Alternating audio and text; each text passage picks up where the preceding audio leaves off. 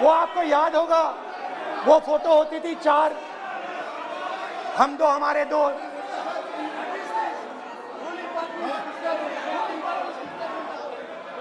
Cute से चेहरे थे, सुंदर सुंदर चेहरे, मोटे मोटे चेहरे, हम दो हमारे दो। खैर, इससे होगा क्या? जब ये कानून लागू होंगे तो जो इस देश के किसान हैं, इस देश के मजदूर हैं, छोटे व्यापारी हैं, इनका धंधा बंद हो जाएगा।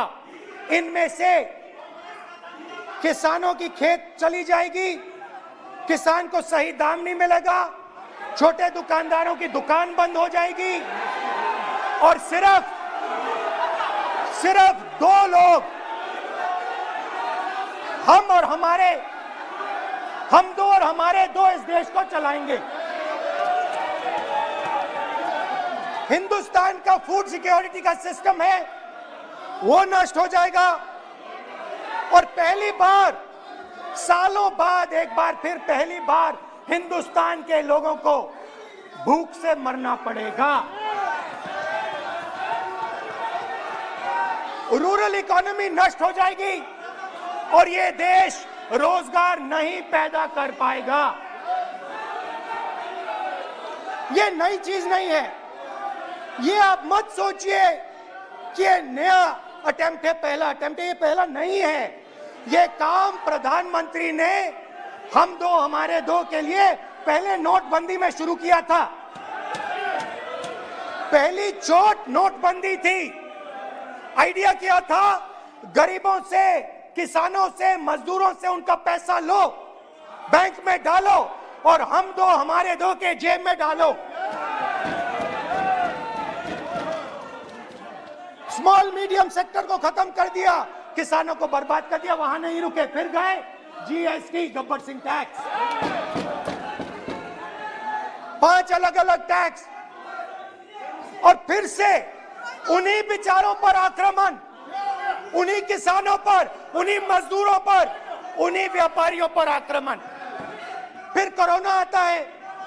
कोरोना के समय मजदूर चिल्ला चिल्ला के कहते हैं हमें बस का टिकट दे दीजिए, हमें ट्रेन का टिकट दे दीजिए। नहीं नहीं नहीं, तुम्हें नहीं मिलेगा, तुम पैदल घर जाओगे। एक मिनट माननीय सदस्य प्लीज। मगर टैक्स माफ जरूर होगा, माननीय सदस्य जरूर होगा। माननीय 5-10 उद्योगपतियों का टैक्स होगा। माननीय सदस्य प्लीज, एक मिनट बैठिए, एक मिनट बैठिए। मैं माननीय सदस्य से भी आग्रह कर रहा हूं, इधर भी आग्रह कर रहा हूं। माननीय सदस्य, आज बजट पर चर्चा है।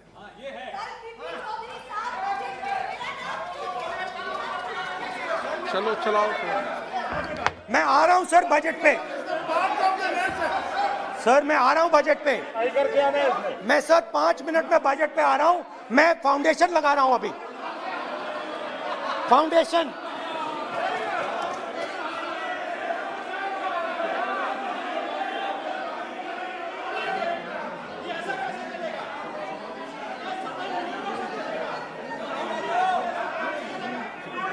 तो पहले नोटबंदी, फिर जीएसटी, फिर कोरोना के समय उन्हीं 4, 5, 10 लोगों को पूरा का पूरा कर्जा माफ, 10 लाख करोड़ रुपए जो भी था कर्जा माफ।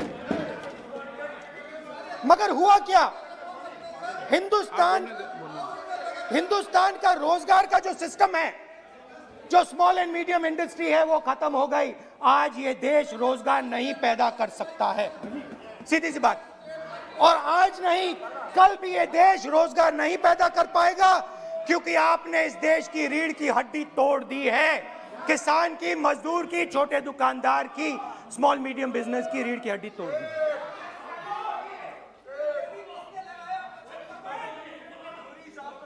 मगर ये मत समझिए कि ये किसानों का आंदोलन है। ये किसानों का आंदोलन नहीं है। आपको बात अभी समझ नहीं आई है। ये देश का आंदोलन है और ये किसान सिर्फ रास्ता दिखा रहा है। किसान अंधेरे में टॉर्च दिखा रहा है और एक आवाज से ये पूरा देश उठने वाला है।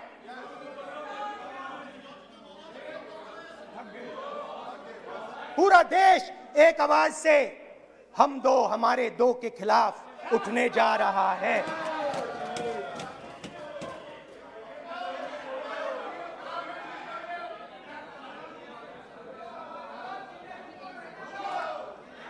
और ये याद रखिए, मैं कह रहा हूं, लिख के ले लीजिए। आप सोचते हो कि हिंदुस्तान के किसान को, मजदूर को, छोटे दुकानदार को अपने पैसे से, अपने धन से परे कर सकते हो, ये आप सोचते हो। आप ये सोचते हो। आप लिख के ले लो मुझसे, किसान 1 इंच पीछे नहीं हटने वाला है। किसान आपको हटा देगा, मजदूर आपको हटा देगा, छोटा दुकानदार आपको हटा देगा, मगर वो पीछे 1 इंच नहीं हटने वाला। आपको कानून वापस लेना ही पड़ेगा। अब बात करते हैं बजट की।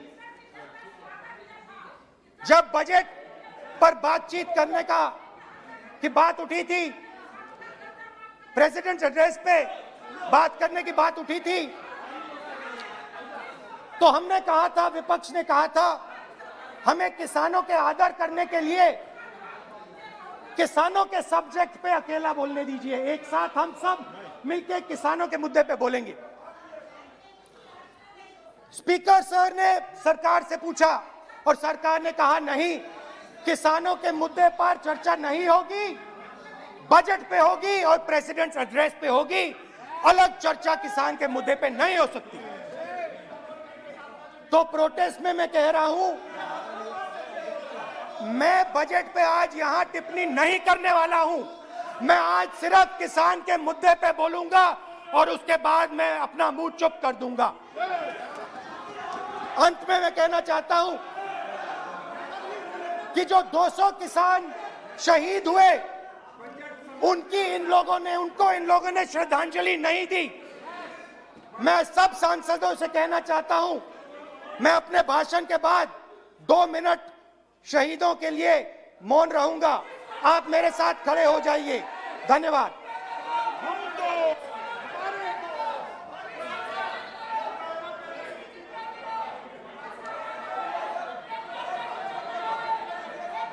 एक मिनट, आप बैठो।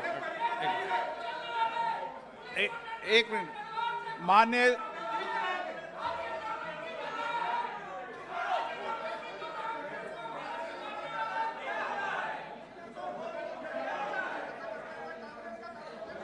मान्य सदस्यगण,